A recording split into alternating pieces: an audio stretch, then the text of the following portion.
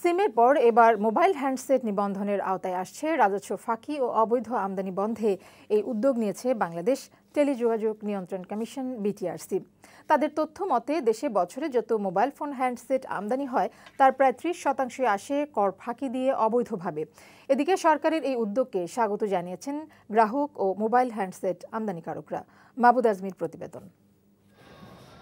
Mobile ফোনের অপব্যবহার ঠেকাতে 2015 সালে বায়োমেট্রিক পদ্ধতিতে জাতীয় পরিচয়পত্র দিয়ে সিম নিবন্ধন বাধ্যতামূলক করে সরকার।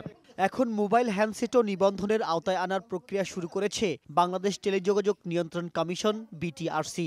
এতে বাজারে অবৈধ, নকল ও নিম্নমানের হ্যান্ডসেট বন্ধ হবে বলে আশা করছে তারা। মানুষ আইএমই নাম্বার দেখে এটা কিনতেছে, এর ফলে রাষ্ট্রের কাছে একটা হিসাব থাকলো কতগুলো সেট এই বাংলাদেশে প্রতি বছর আসে এবং তার নাম্বার কি, কে কিনলো, কার কাছে গেল। এদিকে সরকারের এই উদ্যোগকে স্বাগত জানিয়েছেন মোবাইল ফোন ব্যবহারকারীরা।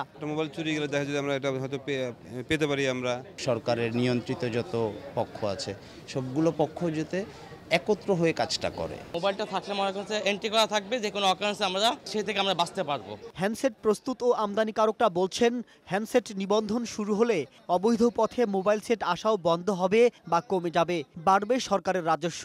পাশাপাশি বৈধ হ্যান্ডসেটের বাজার বাড়বে বলে মনে করেন স্থানীয় উদ্যোক্তারা। ইনস্ট্যান্টলি 30% গভর্নমেন্ট রেভিনিউ বেড়ে যাচ্ছে, জনগণ কোয়ালিটি হ্যান্ডসেট পাচ্ছে। আমরা যারা বৈধভাবে বিজনেস করি আমাদের বিজনেসের প্ল্যাটফর্মটা বেসটাকে সলিড হচ্ছে। 3টি ধাপে মুঠোফোনগুলো নিবন্ধনের আওতায় আনা হবে।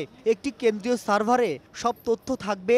নিবন্ধিত ফোন নম্বর দিয়ে গ্রাহক নিজেই নতুন হ্যান্ডসেট নিবন্ধন করে নিতে পারবেন বলে জানান বিটিআরসির ভারপ্রাপ্ত চেয়ারম্যান। যে পারচেজার একটা সেট কিনবে তার নিরাপত্তার কথা বিবেচনা করে আমরা স্কিমটি শুরু করেছি।